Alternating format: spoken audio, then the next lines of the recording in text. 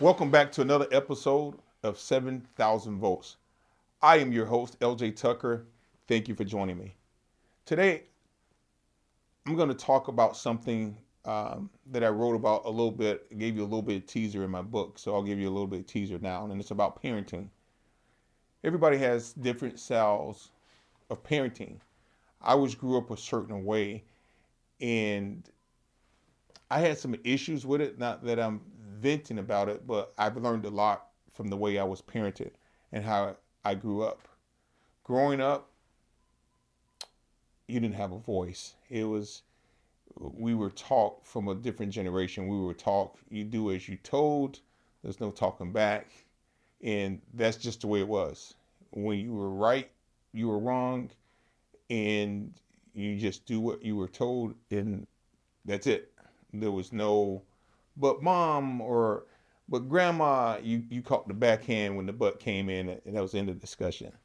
It was you had no voice, and because of that, my voice personally was silenced because we learned real quick to be silent, quick, quick, or you're gonna get them hands on you. It don't matter where you was at, and I speak of it more in detail in 7,000 Volts, living an electrified life.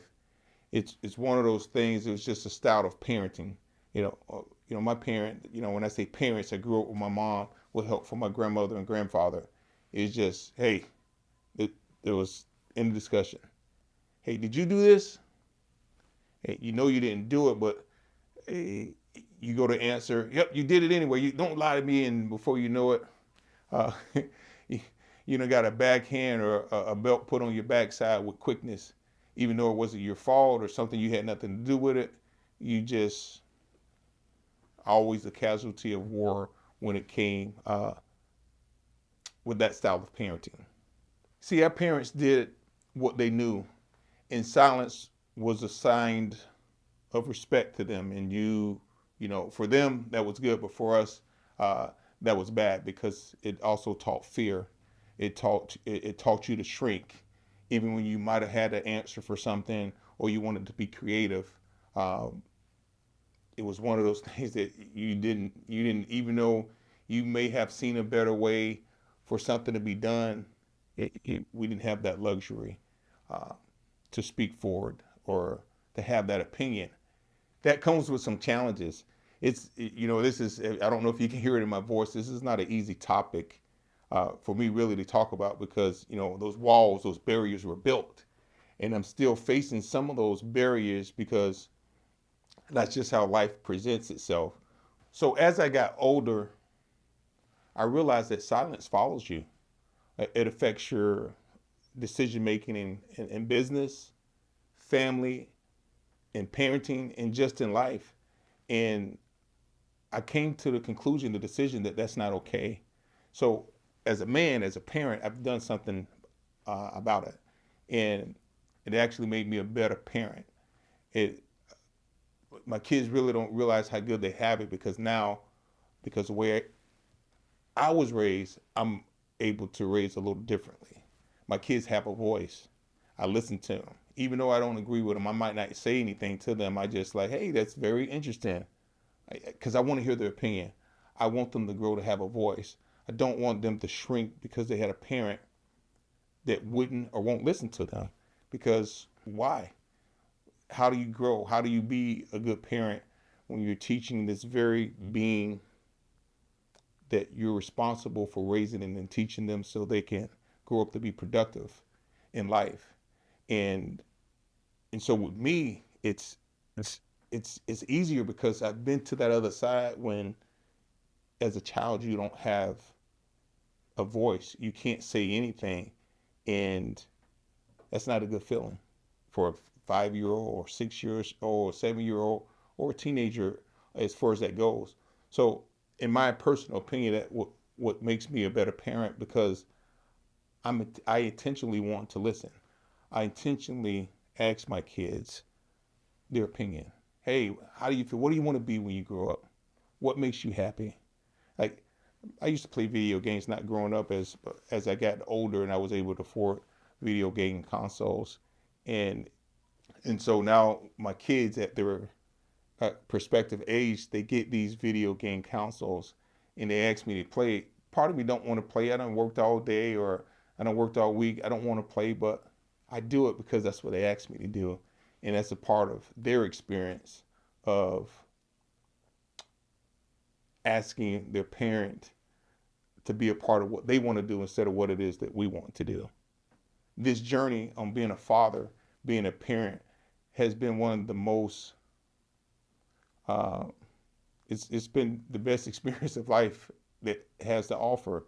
You know, the Bible says, train a child up in the way that they should go, and when they get older, they won't go apart. I tell you, I have no animosity how I was raised. I just, in the back of my mind, believe that there was always a better way. And I'm forging that opportunity for my kids. So not only they can go farther than I'm going, but I'm able to provide those resources to make it possible for them to get to the levels at life without all the obstacles that can be in their way. I don't want to stop their journey, but I want their journey to be more pleasant than the journey I had growing up. You see, because without balance, you can't just teach kids one-sided of things. So the easiest part is parenting, but it can be hard if you don't set rules and regulations for a child. But that's where the balance comes in. You set the rules, you set what they can and they can't do. You not penalize them, but you correct them when they don't do things accordingly to plan and how things should be done. But you don't abuse them.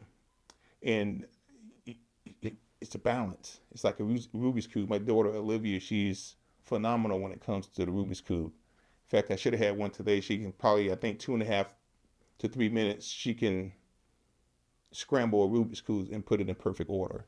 And she's really good at it. Me, it may take me a few hours to get that Rubik's Cube in perfect order. But she does it faster. Mine is a lot faster than mine when it comes to the Rubik's Cube. And so we honor her for that. We honor all of the kids for the different things that they do. In fact, Michael played in a soccer tournament. They're just beating teams left and right, and they won the whole tournament. But before they even got to the tournament, the last game before the championship game, Michael took over. He just, something rose up inside of that young man, and talking about being a proud papa, talking about his mom being a proud mama, man, it was just phenomenal to see your son or any of your kids, but in this case, Michael scored 2 goals back to back, have 2 or 3 steals because he was so determined to help his team win. When they get to the championship game, we're riding the car to the championship game, and I say, hey, you guys win this championship, son. And you do your part like you did in the previous game. You can get anything that you want. Just let me know. So this kid picks a Nintendo Switch after they win the game. And so I see he had to pick another game console. And my wife looked at me and she said, well, you set yourself up for it. So I looked this Nintendo Switch up and it says $500. And I was torn because I don't want to spend $500 for this game console, but I have to honor my word. So I did something different. And then this showed me some character of my son. I said, I looked the game up, son, and this console is $500. So it's going to take me 3 or 4 weeks to get it. I'll put a little bit of money away each paycheck I get on Fridays. So in about 3 or 4 weeks, I can get the game console for you because it costs $500. Never said I couldn't afford it. I just didn't want to spend $500 at one time. And that Michael, that little boy, he said, but Daddy, I got some money. I can lend you some money so you can get it and we can get it this week. It threw me off because Michael's only 9 and his mind is thinking like this. So I just sat back and I said, okay, but it's still not going to be enough. He said, let me ask my sisters and brothers. So he went around talking to his other siblings. And this little boy came back with $500 and said, you can just pay us back when you get the money, Dad. I'm just sitting in awe, rather be like, hey, no, you're going to wait and get patience. Or I was surprised and proud at the same time. I really didn't know how to feel because at 9 years old, he went into his piggy bank and had his siblings go into their piggy bank to come up with $500 so he can get this console, and said I can pay him back. I was speechless, to me, for lack of word. I was I was very speechless for his mind to think that way at 9 years old. And because I had to learn some bad habits that I was taught growing up, not having a voice, to see the power that I've given my kids to have a voice, and it was okay for them to talk to me, to even ask for something that's so big as in a Nintendo Switch 2, that knowing how much it costs, not it being a burden or a problem to them, was a contrast differently than how I was raised. Because we didn't, hell, we didn't even get opportunities to play in a soccer tournament or do all the different activities that our kids get to do today. So there's a different contrast, but there's a different style in parenting that my kids have a voice. Because it's not okay not to have a voice. It's not okay for anyone to not have a voice. And for my son, and not just him, but all my kids to have a voice, to feel comfortable to speak to me. Now, I will say they're more comfortable speaking with the mom. They always go to her first until she says no. Then sometimes I'm the second. I'm the Robin to Batman, because they go to her first because maybe they think she's the softer target, or I have no idea, but they have no fear coming to me. I love that relationship because as they get older and they navigate through life, I want that relationship where they're comfortable talking to their dad, that I hear them, I see them, I respect them, and I value their opinion. There's a lot of things that was learned in school coming up, and the other day was a full moon, and Olivia was riding in the truck with me. I had just picked her up from band practice, and she said, "Man, look how beautiful that moon is." She said, "Yeah, it's gonna be like that all week." I'm like, "What do you mean?" She's like, "You know, when you get a full moon, it lasts for the whole week, for like 7 days." I was like, "Yeah, I knew that." She's like, "They probably didn't teach you guys that in school." And I laughed. I said, "They taught us that." I said, "I might not remember it like you remember because you're learning this stuff fresh." She's like, "Nah, they probably didn't teach you that stuff in school." I said, "Okay." So I had to get her back. I was like, "Do you remember when you couldn't walk and we had to teach you to walk?" She said, "What are you talking about?" I said, "Do you remember your first steps?" She's like, "No." I said, "Oh, you done got too old. You don't remember those. But as your dad, I remember your first steps." I said, "Just like when you get older, all this fresh stuff that you know down to the detail, it's going to elude you because that's just how life does. You grow. You're not going to forget. It's going to be some stuff will lay dormant. The stuff you learn today will be more at the pinnacle of your mind than other things. And then things like walking and talking and being creators, just some of that stuff just comes automatic. You like walking and talking. This is automatic for us, and it used to didn't be so automatic. And so it's funny to have these dialogue with the kids because they treat us sometimes like we're so old and we don't know anything, and it's funny, but instead of beating them down, we laugh things off. We make sure they stay respectful, but at the same time, we just sort of admire their learning process because they want to teach what they're learning, and that's good because by us not taking a back seat but shrinking and letting them shine and grow in their little moments helps them grow even more. So as a parent, I still teach respect.